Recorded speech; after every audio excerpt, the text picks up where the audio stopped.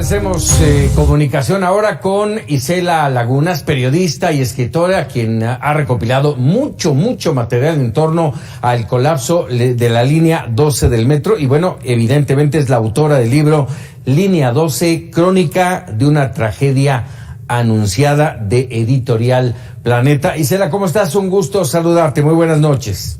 Buenas noches, Paco. El gusto es mío. Gracias por el espacio. A ver, dime una cosa.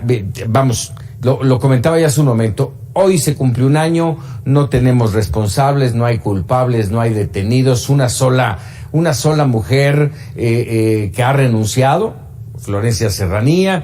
El tema de los del apoyo económico para las víctimas simplemente no ha llegado del todo. ¿Qué esperar después de un año de esta tragedia? Bueno, realmente, Paco, quiero platicarte un poco de la decepción que vivieron de nueva cuenta las víctimas cuando se les suspende por cuarta ocasión la audiencia. Uh-huh. Hay una de las víctimas que llega en silla de ruedas y tiene un diagnóstico de que no podrá caminar muy pronto. Entonces, cuando se les cancela por cuarta ocasión, dice: veo muy lejos mi sueño de alcanzar justicia. Creo que si Dios me da favor, creo que volveré a caminar más pronto yo que ver a alguien en la cárcel. Como bien lo comentas, pues solamente tenemos una lista de 10 imputados. No hay nadie en la cárcel y efectivamente hay una serie de acuerdos reparatorios exclusivamente con la empresa Carso, uh-huh, que tiene un carácter de confidencial y que van desde los 450,000 pesos en el caso de lesionados hasta 6 millones de pesos para quien perdió un familiar, Paco. Esto quiere decir que el 90% de las familias han firmado este acuerdo según cifras del propio gobierno de la Ciudad de México, pero hay algunos casos muy representativos de esta tragedia, como el caso de la señora Marisol, mamá de Brandon, que no han aceptado este tipo de acuerdo reparatorio y que, bueno, no nos hace ningún favor, no les hace Carso ningún favor. Ellos pusieron a los muertos, Paco, en esta tragedia. Son 26 familias que perdieron hijos, padres de familia, esposos. Entonces, de verdad suena como si les estuvieran haciendo un favor, y no es así. Un enorme problema de impunidad que seguramente lo hemos hecho todos los periodistas, la gran mayoría de los periodistas en México, señalando y subrayando el problema de impunidad en el país, y este caso, esta tragedia, es uno de esos ejemplos dramáticos de la impunidad. Mencionabas hace un momento 10 imputados. De esos 10 imputados, el de mayor rango y el de mayor presencia es Enrique Orcasitas, que en aquel entonces fue el director del proyecto Metro.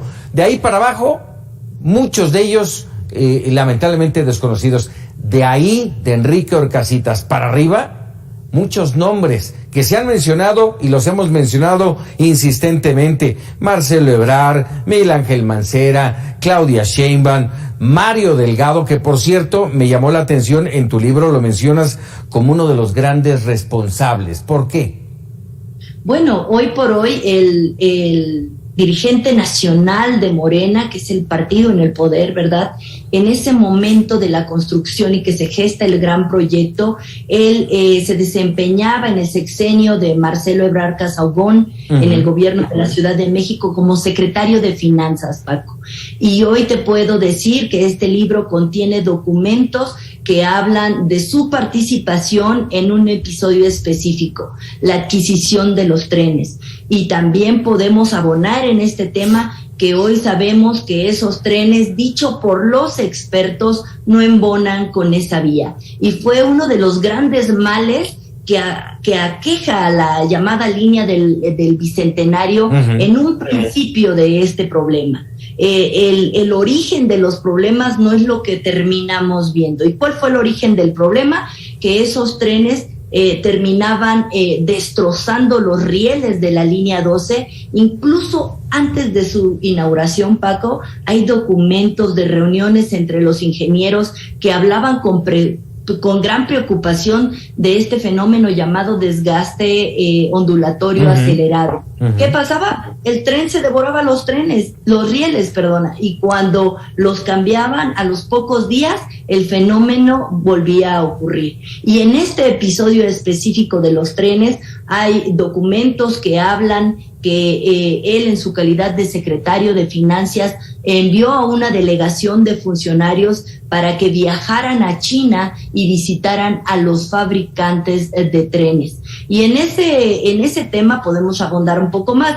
Te puedo decir que había una negociación avanzada con una empresa de origen chino, Norinco, que por aquellos años, Paco, daba por hecho. Incluso hay recortes, digamos, de medios que ellos asumían que serían los proveedores de los trenes de la línea 12. Que finalmente no fueron. No, finalmente terminamos en un proceso de adjudicación directa a la empresa española CAF, que es quien actualmente renta los trenes de la llamada línea del Bicentenario. Pero fíjate, además, errores de origen perfectamente señalados desde el 2014, si no mal recuerdo, sí, en cuanto se detuvo la operación de esta línea Bicentenario, varias de sus estaciones, entre ellas justamente el lugar de la tragedia ahí en la terminal Olivos. Se detuvieron para hacer las reparaciones, una reparación tras otra, un gasto millonario. Se mantiene el tema del tren férreo y hoy por hoy que están tratando de relanzar su operación, se mantendrá todavía la misma línea, la misma situación. Vamos, no entendemos. Paco, lo que pasa es que el tema del tren parece no ser un motivo de investigación para la Fiscalía de la Ciudad de México. Ya ni hablar de los montos en los que compramos esos trenes, que yo documento, existen propuestas económicas de diferentes empresas que cotizaban a un precio más bajo y terminaron adquiriéndolos a un costo más elevado. O sea, ya ni hablamos del tema de los costos que se siguen pagando, sino del tren que no embonaba con esa vía. Hoy por hoy, ellos dicen, muchos de estos funcionarios involucrados dicen, pues nunca se vislumbró otro tren, siempre fue el mismo tren. Entonces, que nos expliquen por qué los andenes de la línea 12 queda un espacio aproximadamente de 12 metros sin utilizar.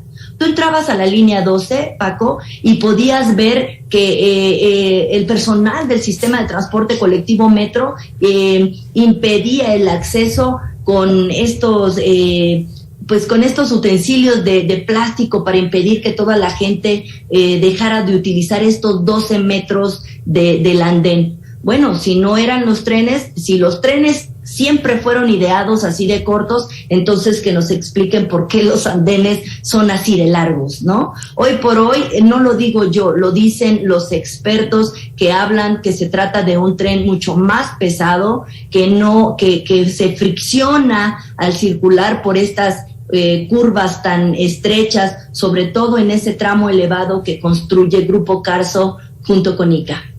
Caray, y esto solamente me lleva a subrayar, y espero que tú estés de acuerdo conmigo, Isela, es una mentira tras otra mentira, un engaño a la sociedad mexicana, en este tema y en muchos otros, pero en este tema, porque es hoy justamente que se cumple un año. Escuchaba ya hace un momento a la fiscal de justicia de la Ciudad de México, la señora Godoy, hace un momento hablando del tema y decía, importa mucho el reparar el daño, pero lo más importante, decía ella, lo más importante es ofrecerle la verdad a la sociedad mexicana. Esa es la que no hay una verdad, no hay una persecución real, ni hay una investigación. Es que tristemente, Paco, el tema está pues encapsulado en un interés político tremendo. Cuando me preguntan, ¿este libro a quién intenta descarrilar? Bueno, yo contesto, ¿cómo dejo de hablar de Marcelo Ebrard, que construyó? ¿Y cómo dejo de hablar de Claudia Sheinbaum, que se le cayó? Es inevitable, y hoy por hoy ellos son dos de las principales corcholatas nombrados así por el propio presidente de la República, que se disputan la presidencia de la República de manera adelantada. Pues entonces, eso nos lleva claramente a hablar de un conflicto de interés tremendo en el que hay un esfuerzo extraordinario porque el tema no está en los medios, Paco. Y lo que sucede en las audiencias, la verdad, es tristísimo. Las personas que se trasladan, que dejan de hacer su día a día para comer, porque estamos hablando de familias de escasos recursos, se encuentran con un juez que le da vueltas, que deja transcurrir las horas y que pide un receso como extraño y se sale, ¿no? Pide un receso de 12 minutos que se convierte en más de 30 minutos y regresa.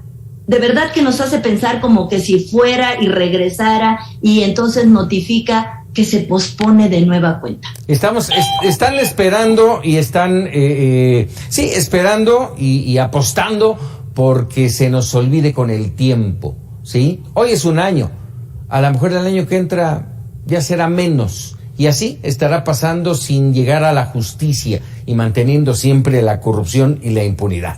Isela Lagunas, te agradezco muchísimo estos minutos. Gracias a ti, Paco, gracias. Buenas noches a ti y a tu auditorio. Muy buenas noches. Al terminar la historia del mundo, los invito